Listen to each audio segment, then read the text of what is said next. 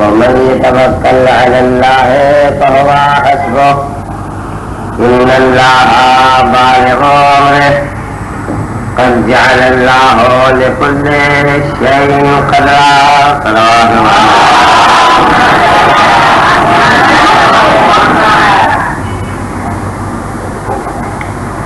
اللہ کا وعدہ اور اعلان ہے کہ جو سعودی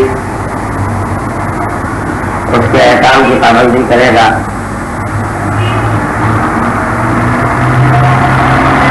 تقویٰ اور پرہیزگاری اختیار کرے گا، اللہ اس کے لیے ہر مشکل سے نکلنے کے لیے راستہ پیدا کرے گا اور اسے ایسی روزی عطا کرے گا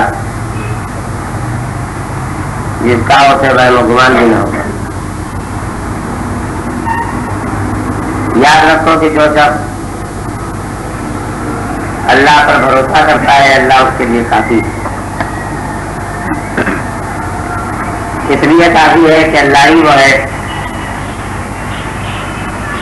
جو اپنے ہر کام کو مکمل کرنے کی طاقت اور قدرت رکھتا ہے۔ اس نے ہر چیز کے لیے ایک حد اور مقدار،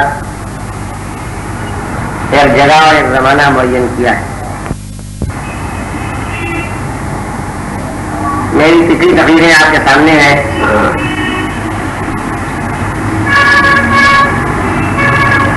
جس بات کے لیے میں اپنی ہر تقریر میں کوشش کرتا ہوں وہ یہی ہے کہ ہم میں سے ہر آدمی اس حقیقت کو پہچان دے کہ متقی اور پرہیزگار ہونا یعنی ہر حکم خدا کی پیروی کرنا، یہ کوئی اختیاری چیز نہیں ہے کہ ہم چاہے تو پابندی کریں اور چاہے تو پابندی نہ کریں، بلکہ ہر شخص کے لیے لازم ہے، ضروری ہے متقی ہونا، پرہیزگار ہونا، یعنی ہر حکم خدا کا پابند ہونا۔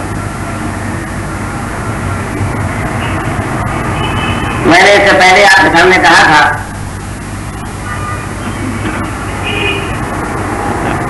کہ سمجھنے اور سمجھانے کی دنیا میں تین ذریعے استعمال کیے جاتے ہیں، ایک محبت، دوسرے خوف، تیسرے شوق اور امید۔ کل اور پرسوں میں نے آپ کے سامنے تذکرہ پیش کیا کہ اللہ نے 1,24,000 نبی اور ائمہ اہل بیت علیہ الصلوۃ والسلام کو اسی لیے دنیا میں بھیجا کہ ان کے کردار کی اچھائیوں کو دیکھ کے لوگوں کے دلوں میں ان کی محبت پیدا ہو اور یہ محبت ان کو مذہب سے قریب کرے۔ آج میں آپ کے سامنے دوسرے ذریعے کا تذکرہ شروع کرنا چاہتا ہوں کہ وہ کون چیزیں ہیں کہ اگر ہمارے ذہنوں میں محفوظ رہے تو ہم خود بخود ان چیزوں کو خیال کر کے اور ان سے ڈر کے مذہب سے قریب ہو جائیں۔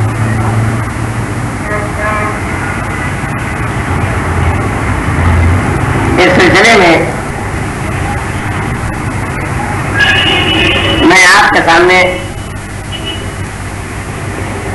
جس تذکرے کو تفصیل کے ساتھ شروع کرنا چاہتا ہوں اس کے لیے آپ ایک سلوات بھیج کے تیار ہو محمد علیہ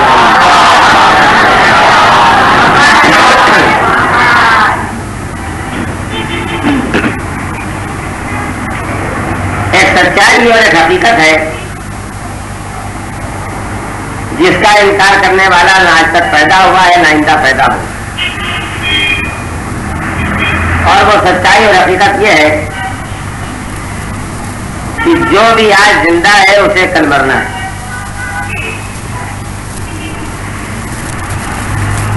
توجہ چاہتا ہوں آپ کی، اگر مسئلہ صرف مر جانے پر ختم ہو جاتا تو کچھ سوچنے کی ضرورت نہیں تھی، اس لیے کہ جب ہم پیدا ہوئے تو پیدا ہونا بھی ہمارے اختیار میں نہ تھا، اور جب موت آئے گی تو موت بھی ہمارے اختیار میں نہیں۔ لیکن میں جس چیز کے لیے توجہ چاہتا ہوں وہ یہ ہے کہ ایک مسلمان اس بات سے باخبر ہے کہ مرنے کے بعد اس کے سامنے کچھ منزلیں آنے والی ہیں، کچھ مرحلے آنے والی ہیں، اور آگے بڑھنے سے پہلے میں ایک خاص بات کی طرف آپ کو متوجہ کرنا چاہتا ہوں کہ انسانی علم، انسانی عقل، انسانی تحقیق، ہمارا سارا ریسرچ، ہمارا سارا سائنس وہ زندگی کی حد تک تو ہمیں بتا سکتا ہے، لیکن مرنے کے بعد کون سی منزلیں پیش آنے والی ہیں نہ ہمیں عقل بتائے گی، نہ ہمارا علم بتائے گا، نہ ہماری تحقیق بتائے گی، نہ ہم کو سائنس بتائے گی۔ یعنی میں توجہ چاہتا ہوں کہ میرے نوجوان اور میرے بزرگ اس بات پر غور کریں کہ موت کے بعد والے حالات صرف وہ بتا سکتے ہیں جن کے پاس علم غیب ہے، اس لیے کہ بتانے والے دو ہی ہوتے ہیں، ایک بتانے والا وہ ہو سکتا ہے جو گیا ہو اور پلٹ آیا ہو، تو ایسا تو کوئی ہے نہیں، تو اب دوسرے بتانے والے وہی ہو سکتے ہیں جن کو پروردگار عالم نے علم غیب دیا ہے کہ وہ موت کے بعد کی باتوں کو بتا سکتے، اور یہیں پر آپ اس بات کو بھی محسوس کر سکتے ہیں کہ اگر انسان مل کے کسی انسان کو اپنا ہادی اور رہبر بنا لے تو وہ ہادی اور رہبر جو انسانوں کا بنایا ہوا ہوگا وہ بہت بتائے گا تو زندگی کی سرحد تک بتائے گا، زندگی کے بعد کی منزلیں وہ نہیں بتا سکتا، زندگی کے بعد کی منزلیں وہی بتا سکتا ہے جس کو عالم الغیب خدا نے اپنے علم غیب کا نمائندہ بنا کر کے بھیجا۔ چنانچہ میں جن تذکروں کو آپ کے سامنے پیش کرنا چاہتا ہوں اسے اختصار کے ساتھ پہلے گنانا چاہتا ہوں تاکہ ہر سننے والا اس تقریر کے ختم ہونے کے بعد بھی گن کے یاد کر سکے کہ ایک مرنے والے کو مرنے کے بعد کتنی منزلوں سے گزرنا ہے، اور یہ ایسا مرحلہ ہے جس کو ہم اس طرح نہیں سنا سکتے ہیں اور اس طرح نہیں سن سکتے ہیں کہ یہ کسی اور کا مسئلہ ہے کہ اسے گزرنا ہے، نہیں، یہ میرا مسئلہ بھی ہے، یہ آپ کا مسئلہ بھی ہے، اور یہ ہر زندہ انسان کا مسئلہ ہے جس کو مرنا ہے اور موت کے بعد کے مراحل سے گزرنا ہے، منزلوں سے گزرنا ہے۔ میں آپ کی بہترین توجہ حاصل کرتے ہوئے گزارش کرنا چاہتا ہوں کہ موت کے بعد انسان کو جن مرحلوں سے گزرنا ہے ان کی دو قسمیں ہو جاتی ہیں. کچھ چیزیں وہ ہیں جو موت کے بعد شروع ہوتی ہیں اور قیامت آنے تک ہوتی ہیں, اور کچھ مرحلے وہ ہیں جو قیامت آنے کے بعد ہمارے سامنے آنے والے. اور یہ ساری چیزیں وہ ہیں جو حضور سرور کائنات اور ائمہ اہل بیت علیہ السلام نے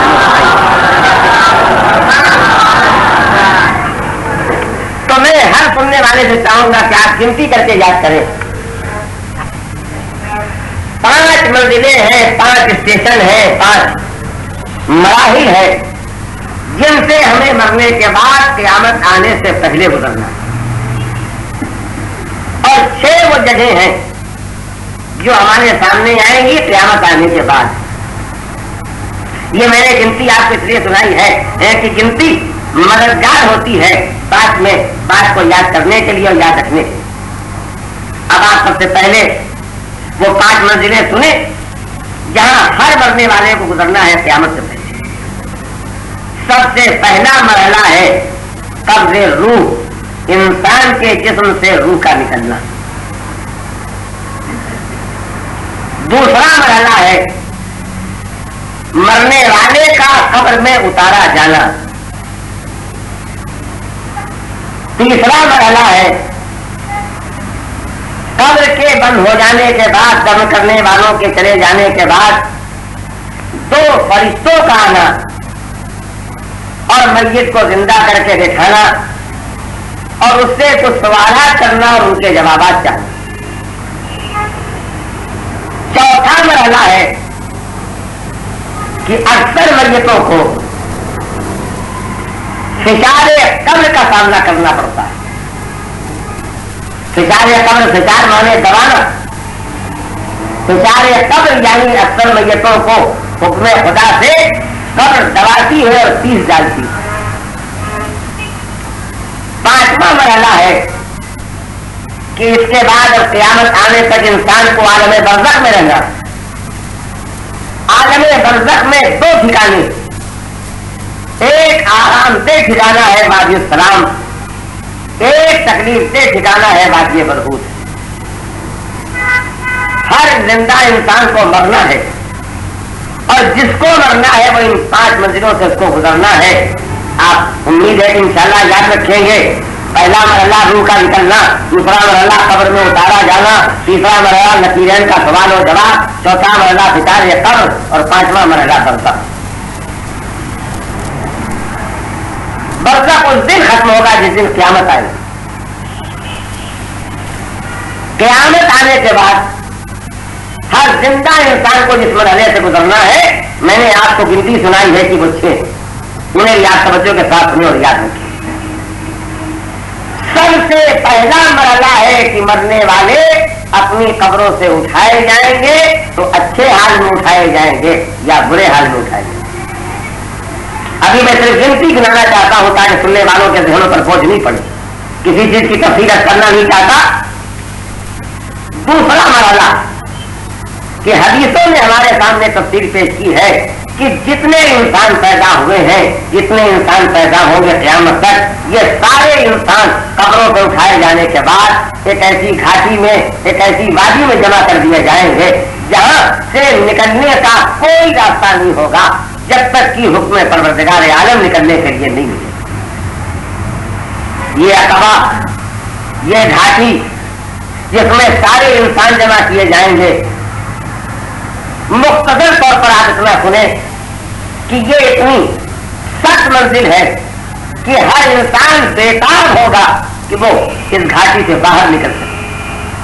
تو پہلا مرحلہ قبر سے اٹھایا جانا قیامت آنے کے بعد, دوسرا مرحلہ عقبہ اور گھاٹی سے باہر نکلنا, تیسرا مرحلہ ہے کہ جن لوگوں کو اجازت ملے گی اور وہ نکلیں گے ان کے ہاتھ میں ان کی پوری زندگی کے کیے ہوئے کاموں کو لکھ کر کے نام عمل کی شکل میں دیا جائے. قرآن مجید نے بھی, احادیث و تفاسیر نے بھی اس بات کی وضاحت کی ہے کہ وہ لوگ بد نصیب ہوں گے جن کے بائیں ہاتھ میں نام عمل ملے گا, اور وہ لوگ خوش نصیب ہوں گے جن کے دائیں ہاتھ میں نام عمل دیا جائے. नाम अमल पाने के बाद जिसमें सारी नेकियां भी लिखी होंगी, सारे गुनाह भी लिखे होंगे, नाम अमल पाने के बाद मैदान महशर में कुछ तराजू होंगे, उस तराजू को आप दुनिया के एतबार से न होते, उनमें आमाल तोले जाएंगे ताकि ये बात वाज़ेह हो कि गुनाहों का पल्ला हल्का है या नेकियों का पल्ला हल्का है। मीज़ान के बाद सारे इंसानों को उस पुल से गुजरना होगा जिसका नाम सिरात। सिरात के नीचे दोज़ख का हिस्सा होगा।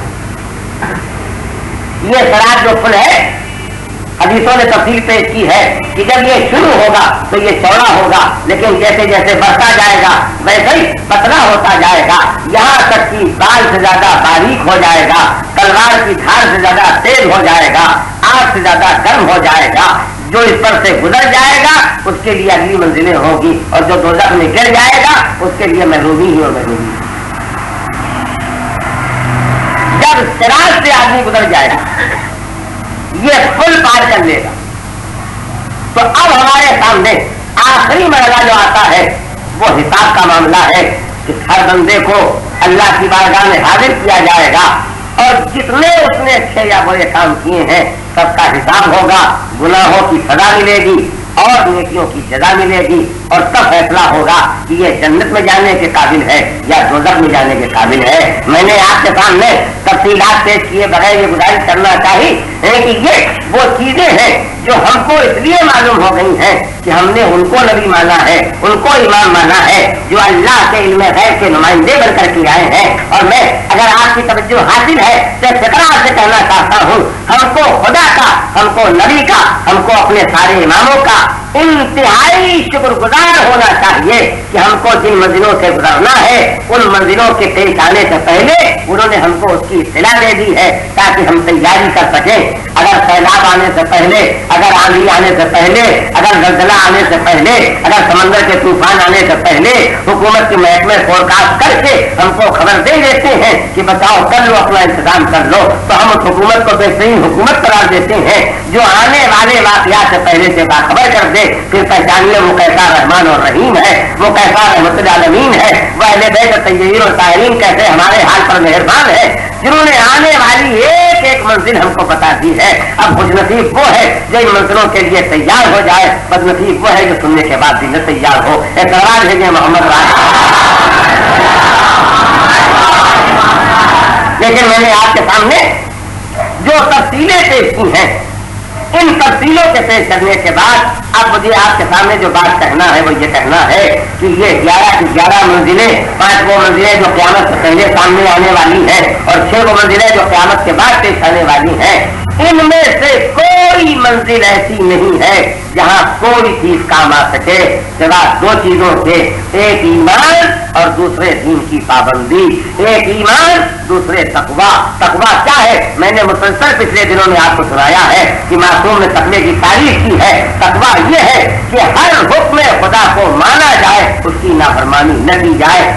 वो लोग उन मंजिलों में परेशान हो जाएंगे जिनके पास ईमान न होगा।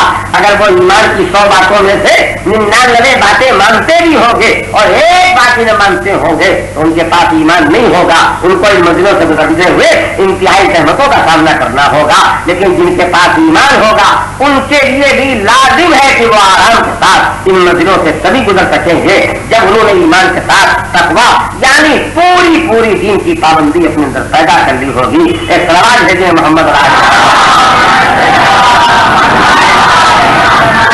मैं अपनी यही एक मजलिस का सिर्फ हवाला दे के आगे बढ़ना चाहता हूँ कि मैंने एक दिन आपके सामने तस्करा किया था कि हुजूर सरवर कायनात जनाब मोहम्मद मुस्तफा जब एक मरने वाले जवान के सामने बैठ के कलमात फर्ज पढ़ाना चाहे हैं कि जो मैं कहता हूँ वो तुम कहो ताकि मौत तुम्हारे लिए आसान हो जाए, और वो नहीं बोल सका, फकत इसलिए नहीं बोल सका कि उसकी माँ उससे नाराज थी, और जब माँ उससे राजी हो गई तो वो बोल सका। तो इस बात ने हमें बताया कि मरते कम हमारे लिए सारी आसानियां अगर पैदा होगी तो ईमान और तकवे के बाद पैदा होगी, और अगर रहमतें पैदा होगी तो ईमान के बाद अगर हमने तकवा नहीं अख्तियार किया है तो रहमतें पैदा होगी।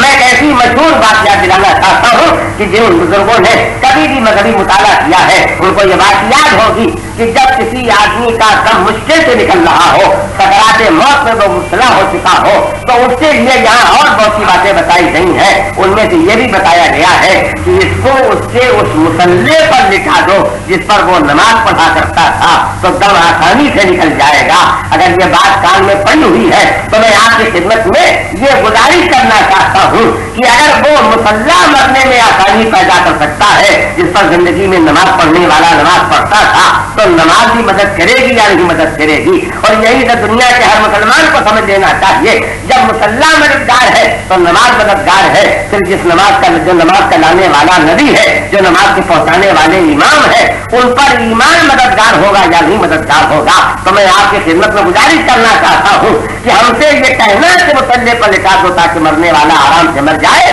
اس میں تصویر کا دوسرا رخ بھی موجود ہے کہ جو بے نمازی ہے اس کے لیے مرنے کا مرحلہ مشکل ہو جائے گا. ایک حقیقت یاد رکھیے گا، اس حقیقت کو ذہن میں ہمیشہ محفوظ رکھیے گا.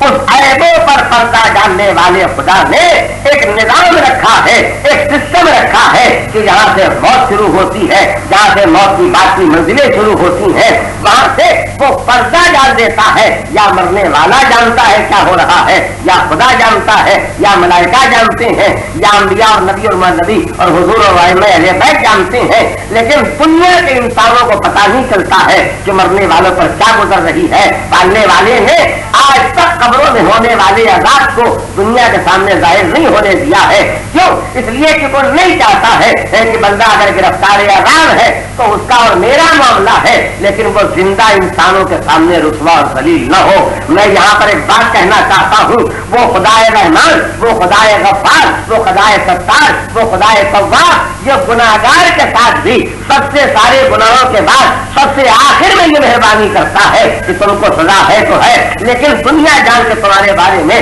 باخبر نہ ہو کہ تم ان کے سامنے رسوا اور ذلیل ہو سکو. تو ذرا سوچئے، ایسا خدا بندے مومن کے لیے جو متقی اور پرہیزگار ہوگا کیسا مہربان ہوگا. ایک سلام بھیجیے محمد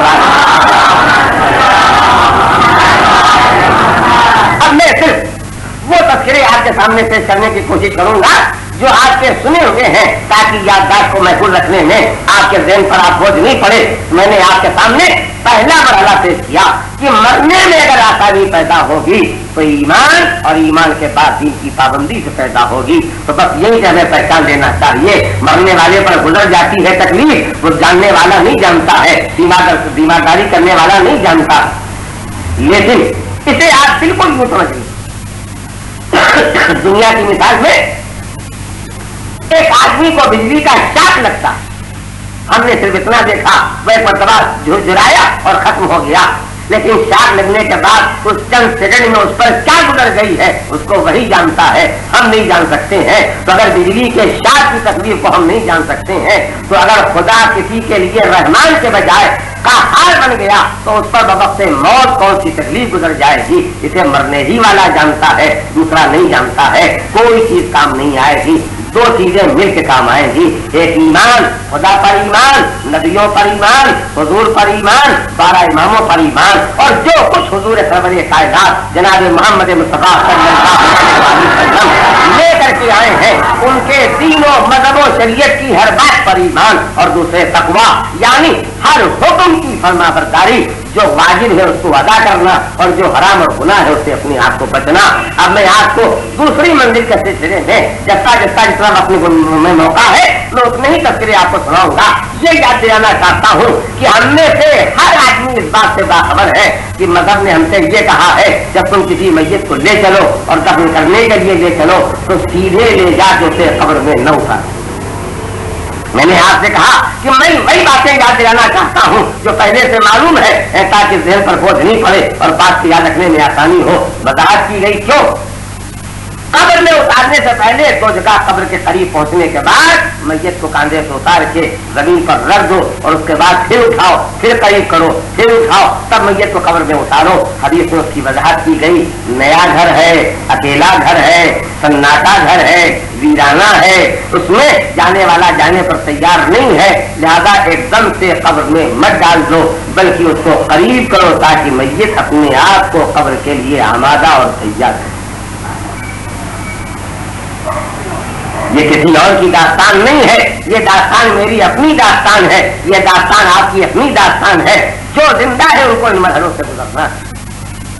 اور میں اس سلسلے میں آپ کی خدمت میں ایک ایسا تذکرہ پیش کرنا چاہتا ہوں کہ جب کبھی یہ تذکرہ یاد آ جاتا ہے تو ہمیں احساس ہوتا ہے کہ ہمارے آقاؤں نے ہم کو ان منزلوں سے گزرنے کے لیے کس حد تک باخبر کیا ہے اور کس حد تک بتایا ہے کہ یہ منزلیں مشکل ہیں. یہاں کوئی چیز کام نہیں آئے گی، ایمان کام آئے گا، تقویٰ کام آئے گا. یہاں جتنے بھی بیٹھے ہیں، جن تک بھی میری آواز جاتی ہے، سب جانتے ہیں کہ مولا کائنات امیر المومنین علی ابن ابی طالب معصوم کونین فاطمہ زہرا صلوات اللہ علیہا اور سارے کے سارے حاجی اور امام اور معصوم، یہ سب کے سب وہ ہیں جن کے لیے موت اور موت کے بعد کے کوئی مرحلے ہی نہیں ہے. یہ تو مومنین کے لیے ان مرحلوں میں مدد کرنے والے ہیں، ان کے لیے کوئی مرحلہ نہیں ہے. مگر انہوں نے یہ بتلانے کے لیے کہ تم پہچانو کہ ہم جب ان مرحلوں کو سوچتے ہیں، جبکہ ہمارے لیے یہ مرحلے نہیں ہیں، تو تم کو کتنا سوچنا چاہیے. میں ایک منزل یاد دلانا چاہتا ہوں. یہ وصیت آپ نے اس سے پہلے بھی سنی اور پڑھی ہوگی کہ جب شہزادی نے انتقال کرنا چاہا ہے تو آپ نے جہاں اور بہت سی وصیتیں کی ہیں ان میں سے ایک وصیت یہ کی کہ ابو الحسن مجھے قبر میں دفن کر کے اکیلا چھوڑ مت دینا.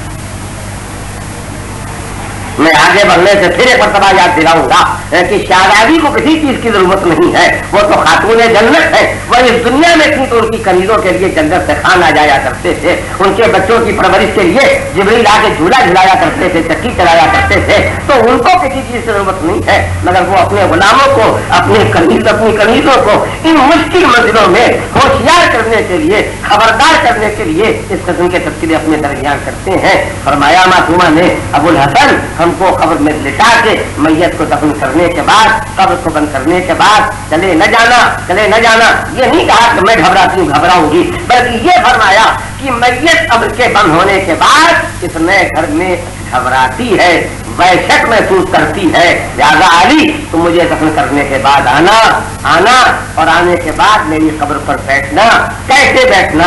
اس طرح بیٹھنا کہ تمہاری پیٹھ قبلے کی طرف ہوگی اور میری پیٹھ کی قبر سے لگی ہوئی ہوگی اور میرا چہرہ قبلے کی طرف ہوگا. تو تم پیٹھ کی جب قبلے کی طرف پیٹھ کر کے بیٹھو گے تو تمہارا چہرہ میرے چہرے کے سامنے ہوگا. اور اس کے بعد ابو الحسن میری قبر پر بیٹھ کے قرآن پڑھنا، میری قبر پر بیٹھ کے قرآن پڑھنا. اس لیے کہ میت کے کان میں جب قرآن کی آواز جاتی ہے تو وہ تسلی محسوس کرتی ہے.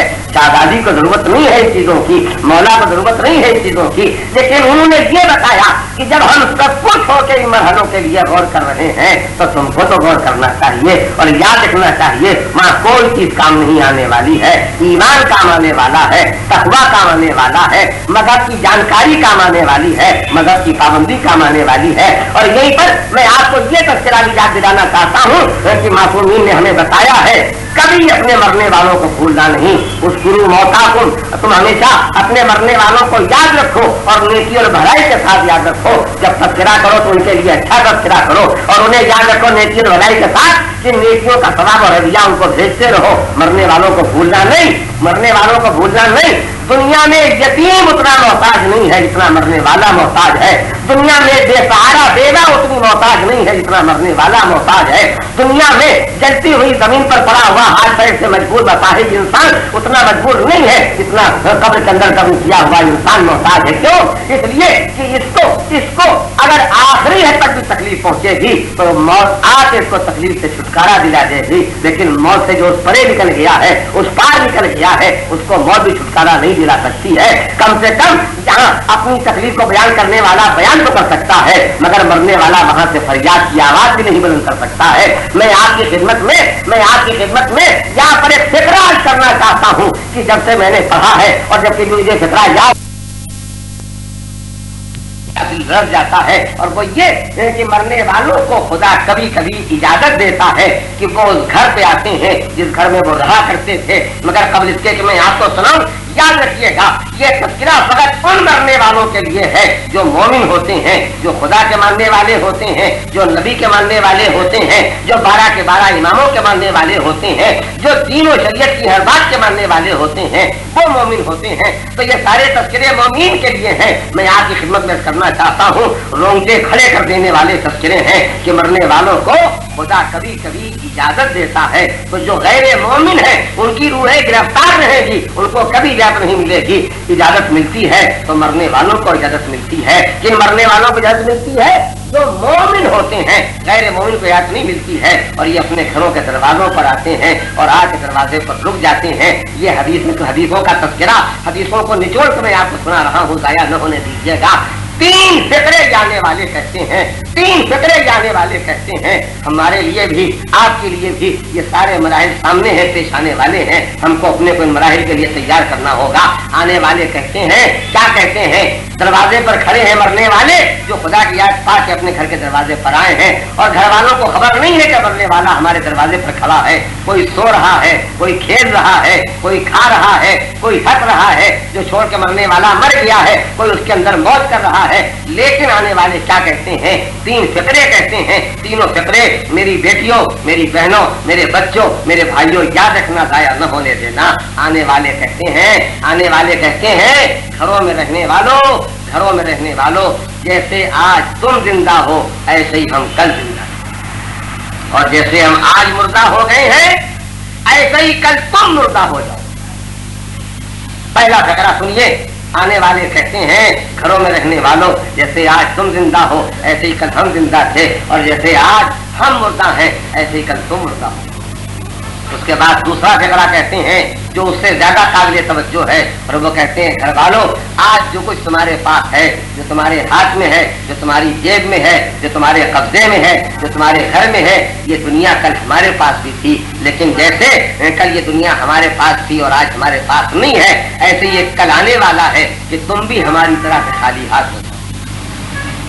और उसके बाद तीसरा फिक्रा कहने वाले कहते हैं, मरने वालों की रूहें कहती हैं, इस फिक्रे के लिए मैं ज्यादा तवज्जो चाहता हूँ, और वो ये कहते हैं, घरों में रहने वालों, घरों में रहने वालों, हम अपने दरवाजे पर, जो आज तुम्हारा दरवाजा है, तुम्हारे पास भिखारी बन करके आए हैं, फकीर बन करके आए हैं। हम तुमसे ये भीख मांगने आए हैं कि कोई नेकी करो और उस नेकी की सवाब की भीख हमें दे दो, ताकि कब्र में हमको चैन आ सके।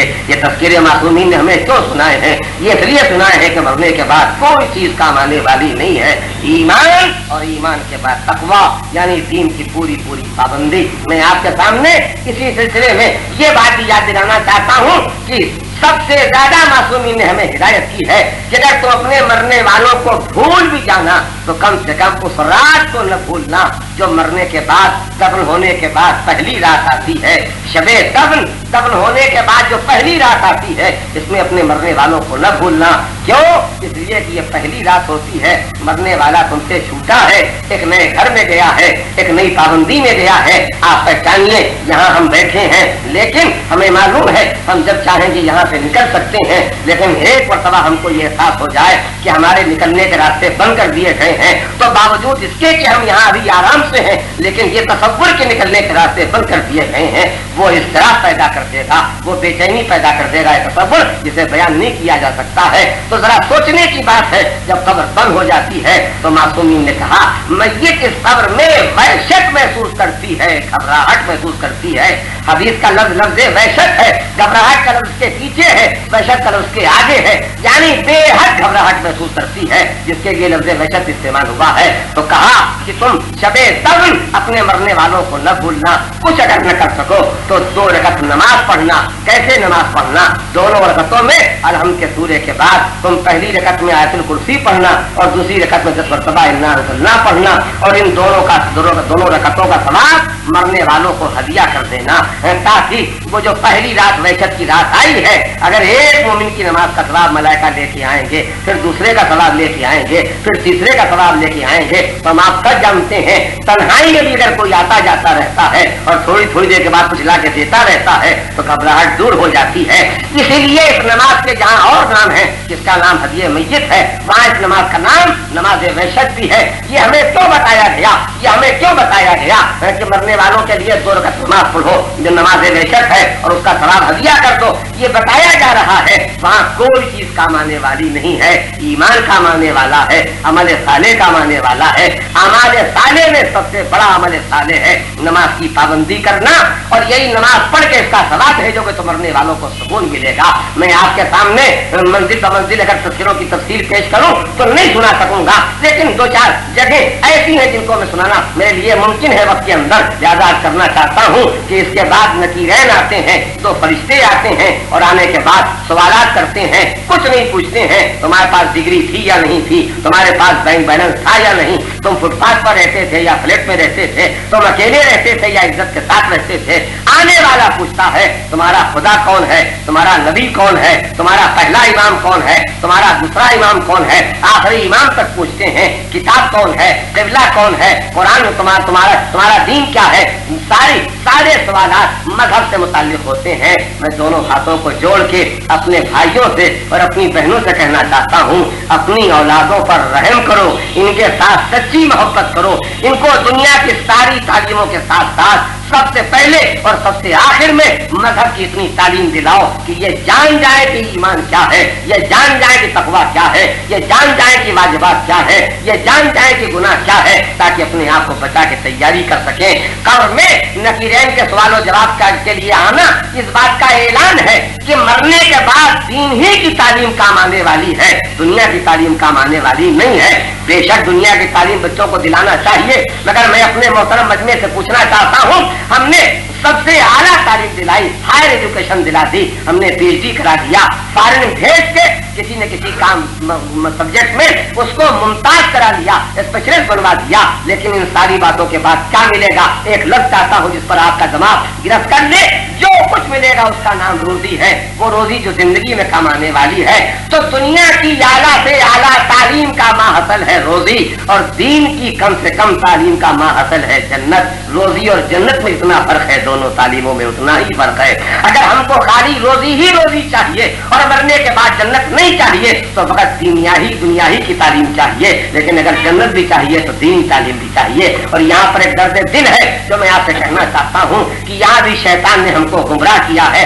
हम दीनी तालीम का मतलब खुद ये जानते हैं कि हमारा बच्चा कुरान मजीद की तिलावत के काबिल हो जाए। बस याद रखिएगा, कुरान मजीद की तिलावत से दीनियात की तालीम नहीं हो सकेगी। दीनियात की तालीम के लिए जब मौका आता है तो मैं सबको याद दिलाता हूँ, और आपको भी याद दिला चुका हूँ और फिर याद दिलाना चाहता हूँ। एक इतना अशरी शिया के लिए, चाहे वो लड़की हो चाहे लड़का, चाहे मर्द और औरत, उसको इतनी मजहबी तालीम बहरहाल हासिल होना चाहिए कि वो तौजील मसाइल पढ़ा हुआ हो, ताकि मालूम हो जाए अकीदे क्या है, उसकी दलीलें क्या है, तकलीफ क्या है और मसाइल क्या है। सलवात भेजे मोहम्मद।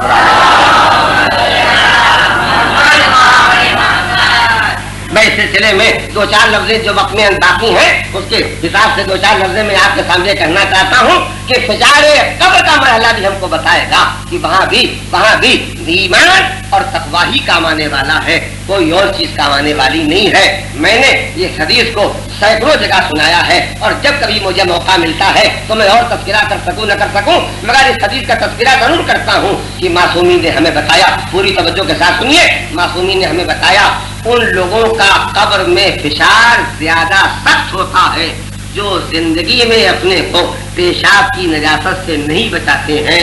मैं कभी सोचा करता था कि जमाना तरक्की कर गया है, तरक्की किए हुए जमाने में हर गंदगी समझी जाती है, हत्ता कि अगर मुंह से लाल टपक जाए तो वो भी गंदगी है, नाक से कोई रुतूबत टपके तो वो भी गंदगी है, अगर कोई आदमी मुंह साफ नहीं करे, रुमाल नहीं रखे, उसे हम गैर मुहज्जब करार देते हैं। जबकि मामूली बच्चा भी जानता है मुंह से टपकने वाली लाल नजिस नहीं है, नाक से टपकने वाली रुतूबत नजिस नहीं है, लेकिन पेशाब जो नजिस है, कैसा नजिस है? ऐसा नजिस है कि हर चीज की नजाकत की तहारत में एक मर्तबा होता है साथ सख्ती से पेश आए, वो औलादे जो माँ बाप के साथ सख्ती से पेश आए, वो लोग जो नौकरों के साथ सख्ती के साथ पेश आए, ऐसे अपने साथ रहने वाले मातहतों के साथ, घर वालों के साथ जो सख्ती के साथ पेश आते हैं, उनका फिशारे कब्र भी सख्त होता है। क्यों?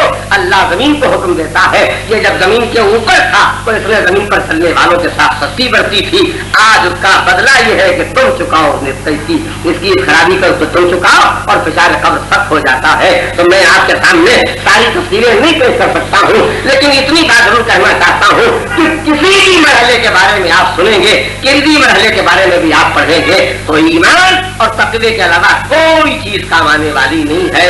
बस एक बात जो हमको धोखा देती है वो ये है कि कब्रों में किस पर कौन क्या सूरत हाल गुजर रही है, उससे चूंकि हम बेखबर हैं, लिहाजा हम सोचते हैं सब आराम से है, सब चैन से है। लेकिन आप यही पहचानिए, हम आप बराबर बैठे रहते हैं। बात मैं खत्म करना चाहता हूँ, हम आप बराबर बैठे रहते हैं, एक घर में बैठे रहते हैं, एक रेल के डिब्बे में बैठे होते हैं, एक बस में बैठे होते हैं, एक कार में बैठे होते हैं, एक जहाज में बैठे होते हैं, हत्ता कि कभी कभी ऐसे बैठे होते हैं कि जिसम से जिस्म मिला होता है, लेकिन एक का दिल मुतमईन होता है, एक का दिल खुश होता है और एक उसका हस्ता दिलो दिमाग इंतहाई परेशान होता है। मिसाल के तौर पर एक ही हवाई जहाज में दो आदमी बराबर सफर कर रहे हैं, एक को तार मिला है कि उसका बेटा जो एक्सीडेंट में आ गया था वो सेहतियाब होकर अस्पताल से बाहर निकल आया है, उसकी शादी की तारीख मुअज्जल हुई है, वो उसके लिए जा रहा है। और दूसरे को तार मिला है कि तुम जल्द से जल्द अपने को पहुंचाने की कोशिश करो, तुम्हारा बच्चा अस्पताल में है, पता नहीं तुमको जिंदगी में मिलेगा या नहीं मिलेगा। तो दोनों बराबर चल रहे हैं, एक के पास खुशी ही खुशी है और एक के पास परेशानी ही परेशानी है, लेकिन दोनों को एक दूसरे की खबर नहीं होती है। तो जब मिले हुए जिंदा जिस्मों में पता नहीं चलता है तो कब्रों में क्या पता चलेगा, जबकि उस पर्दा डालने वाले ने पर्दा डाल के अज़ाब कब्र के दिखाने और बताने से इंसानों को बेखबर रखा है। तो मेरी बेटियों, मेरी बहनों, मेरे बच्चों, मेरे भाइयों, मेरी पुरखुलूस, मेरी दर्दमंदाना गुजारिश है, दस्ता गुजारिश करना चाहता हूँ कि हमारी भलाई इसी में है कि हम अपने को दीन से बाखबर करें, अपने घरों में दीनी तालीम को राइज करें, अपने बच्चों के लिए दीनी तालीम को लाजिम समझे, खाली कुरान मजीद की तिलावत नहीं, दीनियात से बाखबरी को, तौज़ीहुल मसाइल से बाखबरी को, और उसके बाद अपने को और अपने घर वालों को पाबंद दीन बनाए ताकि मरने के बाद की मंजिलें आसान हो जाए। मैंने जो आपके सामने थोड़े तस्वीरें पेश किए हैं ये इस बात के समझाने के लिए काफी है कि तकवा कोई इख्तियारी चीज नहीं है कि हमें से जिसका जीता है मुत्तकी बने और जिसका जीता है मुत्तकी न बने। जो मुत्तकी बनेगा उसके लिए मौत के बाद की मराहिल आसान हो जाएंगे और जो मुत्तकी नहीं बनेगा उसके लिए मरना भी मुश्किल हो जाएगा, मरने के बाद की मंजिलें भी मुश्किल हो जाएंगी। और अब मैं आखिरी बात जो अपने सुनने वालों से कहना चाहता हूँ वो ये कि अजीजों इस हकीकत को सुन के आप याद रखें कि क़यामत से पहले जो मरने वाले पर गुजरती है ये तकलीफें बहुत हो के भी बहुत थोड़ी हैं उन तकलीफों के मुकाबले में जो क़यामत के बाद पेश आने वाली हैं। दोज़ख तो बड़ी चीज है, वहां का तो तस्वुर ही नहीं हो सकता है, उससे पहले जो मंजिलें हैं वो नाकाबिले तस्वुर है। मैं आपकी खिदमत में करूंगा कि हम पर इस मज़हब का कितना एहसान है कि उसने हर मंजिल के बारे में हमको बाखबर किया है। हुजूर की वो मशहूर तूलानी हदीस आज किताबों के अंदर मौजूद है जिसमें आपने बयान फरमाया है कब्रों से उठने वाले उठेंगे तो किस तरह से उठेंगे, फरमाया तशरीफ फरमाई है। मैं उसमें से दो चार बातें आपके सामने बतौर नमूने करना चाहता हूँ। फरमाया कुछ उठाने वाले, कुछ कब्र से उठाए जाने वाले इस तरह उठाए जाएंगे उनके जिस्म पर कफन का एक तागा नहीं होगा, वो भरे हुए मैदान महशर में बरहना लाए जाएंगे। हुजूर ने फरमाया कुछ लोग वो होंगे जो इस तरह उठाए जाएंगे कि मलाइका ने उनकी आंखों में आग के तीर ठोक दिए होंगे। फरमाया कुछ लोग इस तरह उठाए जाएंगे कि उनके हाथ और पैर कटे हुए होंगे। फरमाया कुछ लोग इस तरह उठाए जाएंगे कि उनकी जबान उनके सीने तक लटकी हुई होगी और उससे इतना बदबूदार पीप बहता होगा कि वो आदमी जहां खड़ा होगा वहां के लोग खुदा से फरियाद करेंगे, पालने वाले इसकी जबान से टपकने वाली पीप की बदबू हमारे लिए नाकाबिले बर्दाश्त से कहीं और खड़ा कर दे। तज़किरे और भी पैगंबर ने पेश किए हैं, मैं आपको सब नहीं सुना सकता हूँ, इतनी गुंजाइश वक्त में नहीं है, मुझे तो नमूने दिखाना है। उनको पैगंबर से पूछा भी लोगों ने हुजूर ये कौन लोग होंगे जिनकी आंखों में आके तीर ठोक दिए जाएंगे? कहा ये वो औरतें होंगी जो नामहरम मर्दों को देखती होंगी, ये वो मर्द होंगे जो नामहरम औरतों को देखते होंगे। अल्लाह ने हम में से हर एक की आंख पर पर्दा इसीलिए पैदा किया है कि जब हमारे सामने वो सूरत नहीं तो पर्दे को नीचे गिरा दे, निगाह को नीची कर ले। ये निगाह नीची करना नहीं है, ये तकवा है। मरने के बाद की मुश्किल मंजिलों के लिए आसानी का पैदा होना है। मैं सबका तज़किरा बयान नहीं कर सकूंगा, वक्त तमाम हो रहा है, मगर इतनी सी बात मुझे याद दिलाना है कि पूछने वालों ने पूछा कि हुजूर ये तो फरमा दे वो कौन लोग होंगे, वो कौन लोग होंगे जिनकी जबान उनके सीने पर लटकी होगी और उससे बदबूदार दीप टपक रहा होगा। कहा ये वो लोग होंगे जो मोमिनीन के ऐब बयान करते होंगे, उनके ऐब बयान करके उनकी जिल्लत और रुसवाई का तज़किरा करते होंगे। मैं आपकी खिदमत में बहुत सी तफसीरों को पेश नहीं कर सकता हूँ, बल्कि तफसीर को पेश किए बगैर आखिर में ये कहना चाहता हूँ, आखिर में ये कहना चाहता हूँ कि मरने के बाद की मंजिलों से सबको गुजरना है, गुजरना है तो उसकी तैयारी करना है। तैयारी दो ही चीजों का नाम है, तीसरी किसी चीज का नाम नहीं है।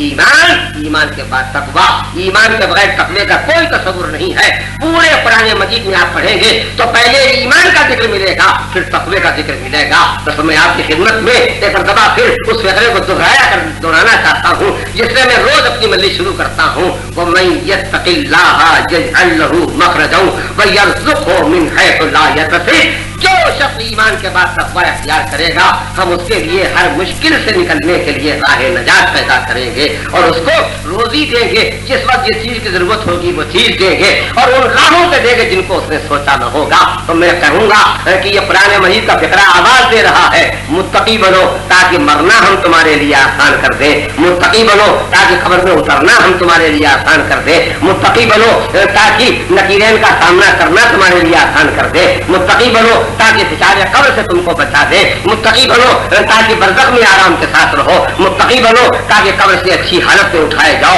मुत्तकी बनो ताकि वादी अक़बा से तुमको निकलने का मौका मिल सके, मुत्तकी बनो ताकि दाहिने हाथ में नामे अमल मिल सके, मुत्तकी बनो ताकि गुनाहों के बजाय नेकियों का पल्ला भारी निकले, मुत्तकी बनो ताकि सिरात के पुल से गुजर सको, मुत्तकी बनो ताकि हिसाब आसान हो जाए। बस ये आखिरी मंजिल है। इसके लिए दो लफ्ज़ कहना चाहता हूँ कि कुरान मजीद की आयतों ने बताया है कि कल हम मैदान महशर में खुदा के सामने हिसाब के लिए लाए जाएंगे तो यही हमारे हाथ पैर नाक कान आंख ये सारे हमारे आगा हमारे खिलाफ खुदा की बारगाह में फरियादी होंगे।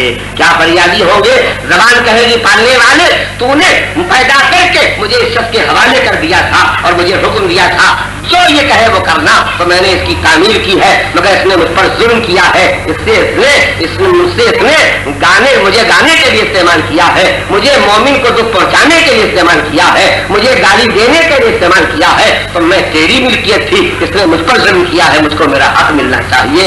ऐसे ही हमारे हाथ फरियाद करेंगे। मैंने एक दिन आपके सामने कहा था कि रिसाले हुकूक पढ़िए, उसमें मासूम ने बताया है हाथों का हक क्या है। हाथों का हक ये है कि ये हराम माल की तरफ न बढ़ने पाए।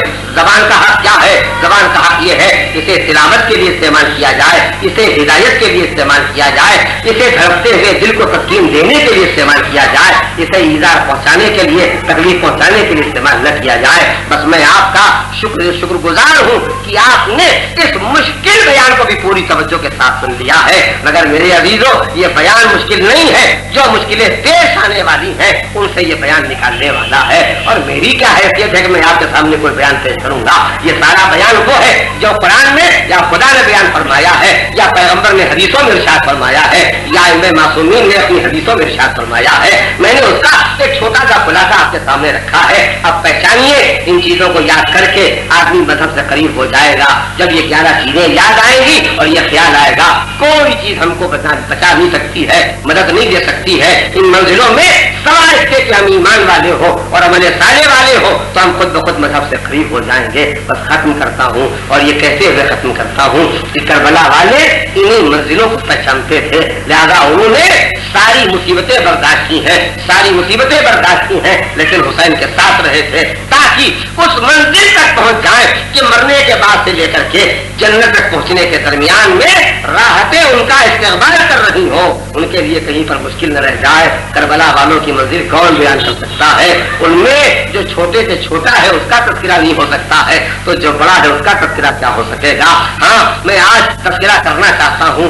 करबला में सब प्यासे थे, 7वीं की सुबह से सब प्यासे थे। आशूर के दिन सबकी प्यास का चौथा दिन शुरू हो गया था। सब प्यासे शहीद हुए हैं, सब प्यासे शहीद हुए हैं, लेकिन दो वो भी हैं जो पानी तक पहुंच गए थे मगर रूम ने पानी नहीं पिया। एक हुसैन है जो पानी तक पहुंच गए थे जिहाद करते करते, लेकिन जब हुसैन नहर के करीब पहुंचे तो किसी ने आवाज दी, हुसैन तुम नहर की तरफ पानी पीने जा रहे हो और दुश्मनों ने तुम्हारे खेमों को लूटना शुरू कर दिया है। हुसैन नहर छोड़ के पलट आए थे कि पानी न पीऊंगा, लेकिन अपनी जिंदगी में खेमों को लूटने नहीं दूंगा। और दूसरा कौन जिसको पानी मिला और उसने पानी न पिया, वो आज की तारीख का शहीद, जिसका तस्करा, जिसकी शहादत का तस्करा आज की तारीख में होता है कौन? उम्मुल बनीन की गोद का पाला, जिसकी पैदाइश से पहले उसके पैदा होने की तमन्ना मौलाए कायनात के दिल में थी, जिसने करबला के मैदान में पहुंचने के बाद कोई कसर नहीं छोड़ी है इस चीज में कि कोई ऐसी सबील पैदा हो जाए, कोई ऐसी सबील पैदा हो जाए कि ये छोटे छोटे बच्चे प्यासे न रहे। मैं आपके सामने वो फकरा पहले पढ़ दूं जो मैंने शुरू किया है, फिर मसाइल की तफसील आपके सामने अर्ज करूंगा।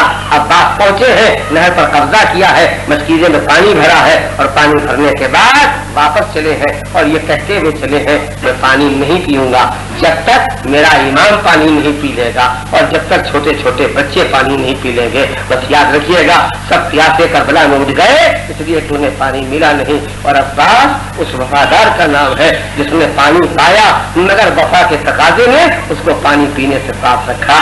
दो चीजें याद आ रही हैं, मौला की प्यास याद आ रही है और छोटे छोटे बच्चों की प्यास याद आ रही है।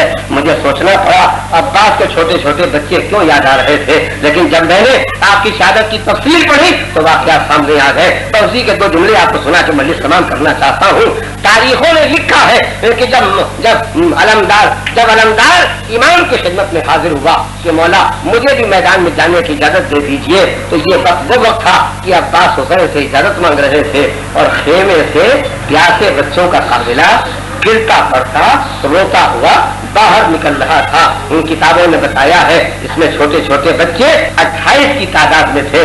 कितने बड़े थे कितने छोटे थे उसकी तफसील नहीं बता सकता हूँ, लेकिन कम से कम भी इतना याद रखना चाहिए कि कम से कम जो छोटे बच्चे थे वो असगर की शक्ल में मौजूद थे, 6 महीने के, और जो बड़े से बड़े बच्चे थे वो अब्दुल्लाह इब्न हसन की शक्ल में मौजूद थे, जिनकी उम्र ज्यादा से ज्यादा 11 साल 12 साल की हो सकती है।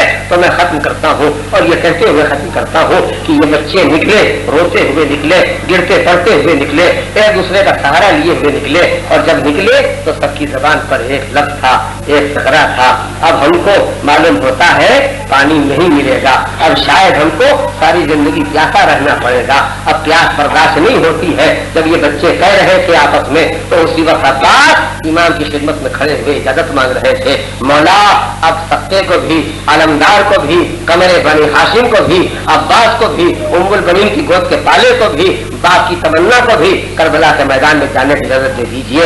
हुसैन मुड़े और कहा अब्बास पहले शाम के लश्कर के पास जाओ और इन छोटे छोटे बच्चों की प्यास बताओ और उनसे ये कहो हमें पानी न दे, जो हमारे खेमे में बड़े हैं उनको पानी न दे, मगर इन छोटे छोटे बच्चों को तो पानी दे दे। जनाब अब्बास इमाम के फरमाने के बाद घोड़े को मोड़ के शाम के लश्कर के पास गए और इमाम का पैगाम पहुंचाया, और जब वहां से वापस आए तो शेर का सर झुका हुआ था। क्यों? इसलिए कि जवाब वो मिला था जो जवाब नाकाबिले बर्दाश्त था। जवाब मिला था जाओ जाओ हुसैन से जाके कह दो तुम्हारे सारे प्यास बच्चे पानी से मर प्यास पानी के बगैर प्यास से मर जाए, जब भी हम तुम्हें पानी न देंगे जब तक बैत जदीद न करोगे, जब तक जदीद की बैत न करोगे। बच्चों ने भी शेर को आते देखा, हुसैन ने भी अलमदार को आते देखा। जब जनाब अब्बास ने इमाम की खिदमत में शाम के लश्कर का यह सब जवाब पेश किया, नकल किया, बयान किया, तो फिर साहिब नासुबुत तवारीख का जिक्र ये है कि छोटे छोटे बच्चे एक दूसरे से लिपट के बेतहाशा रोने लगे, और अब इनकी जबान पर फिक्रा यह था अब हम प्यासे मरेंगे, हमें जिंदगी में पानी न मिलेगा। बस जब ये बच्चे रोने लगे तो अब्बास खेमे में आए, अपने खेमे में आके घर वालों से रुखसत हुए, नैजा लिया, सकीना से मशकीजा मांगा और उसके बाद हुसैन के सामने आए और कहा मौला अब मैं इन बच्चों के लिए पानी लेने की जरूरत चाहता हूँ। कहा जाओ अब्बास जरूर जाओ, इन प्यासे बच्चों के लिए पानी लेने के लिए जाओ, मैं देर तक नहीं पढ़ूंगा, एक फकरा पढ़ूंगा बस, और उसके लिए मैं चाहूंगा कि मेरे सुनने वाले भाई बहने बच्चे मेरी बेटियां सब तैयार हो जाएं। जब इजाजत मिल गई कलम संभाल लिया, नेजा ले लिया, घोड़े पर बैठ गए, मस्कीदा कांधे पर रख लिया, सब मंजिलें तय हो गई। तो अब्बास ने आगे बढ़ने से पहले एक मरतबा घोड़े को मोड़ा और उन छोटे छोटे 28 बच्चों के रोते हुए काफिले के पास आए और आके कहा, बच्चों बच्चों अब मैं पानी मांगने नहीं जा रहा हूँ, शाम के इन सज्जन सिपाहियों के सामने तुम्हारे लिए पानी मांगने नहीं जा रहा हूँ, बल्कि बच्चों अब तुम्हारा अब्बास पानी देने के लिए जा रहा है। मैं तुमसे ये वादा नहीं कर सकता हूँ कि मैं पानी लेके आ ही जाऊंगा और तुम्हारी प्यास बुझा दूंगा, लेकिन एक वादा तुम मुझसे कर दो कि या मैं पानी लेकर के आ जाऊं या मेरे मरने की खबर आ जाए। जब तक इन दो बातों में से कोई बात न हो जाए तब तक मेरे बच्चों अपने अब्बास से वादा करो कि तुम इतनी देर न रोगे, इतनी देर न रोगे। छोटे छोटे बच्चों ने कहा, जाओ चचा जाओ, शेर जाओ, हम नहीं रोएंगे उतनी देर जब तक कि आप पानी लेकर पलट के नहीं आएंगे। बच्चे बैठे रहे, बच्चे बैठे रहे, यहाँ तक कि अब्बास दरिया पर पहुंचे, पहले पर कब्जा किया, मस्कीदे में पानी भरा, मस्कीदा लेके निकले, दुश्मनों ने शानों पर वार करना शुरू किया, हाथ कट कट के गिर गए, लेकिन अब्बास बढ़ते रहे, अलम लहराता रहा, लेकिन अब्बास बढ़ते रहे। क्यों? हाथ कट के गिर गए थे, लेकिन शेर ने दांतों से मस्कीदे का तस्मा पकड़ लिया था, रानों से घोड़े को दबाए हुए बड़े आ रहे थे, प्यासों तक बच्चों तक पानी पहुंच जाए। एक तीर आया, अब्बास की आंख में लगा, अब्बास बढ़ते रहे, दूसरा तीर आया जो मस्कीदे पर लगा, जब मस्जिद पानी बहने लगा, अब्बास रुक गए, अब्बास रुक गए, अब जाके क्या करूंगा, अब जाके क्या करूंगा। अब्बास रुके थे कि एक मजलूम ने एक लोहे का सगुस आपके सर पर मारा, अब्बास जमीन पर गिरे और आवाज दी, आका आका गुलाम की खबर लीजिए। छोटे छोटे बच्चे समझ गए अब्बास शहीद हो गए, लेकिन वो थोड़ी देर इंतजार करते रहे। जब अब्बास कालम लेके अब्बास के सराहने से हुसैन वापस हुए तो बीच में अलम लिए अब्बास का हुसैन खड़े थे और छोटे छोटे बच्चे जमीन पर तड़प रहे थे, रो रहे थे, मातम कर रहे थे। हाय अलमदार मारा गया, हमारे लिए पानी लेने वाला पानी न ला सका और शहीद हो गया। सयअलमुल लज़ीना ज़लमू अय्युल क़लबीन यनक़लिबून अला लानतुल्लाहि अल क़ौमिज़ ज़ालिमीन। पालने वाले तुझे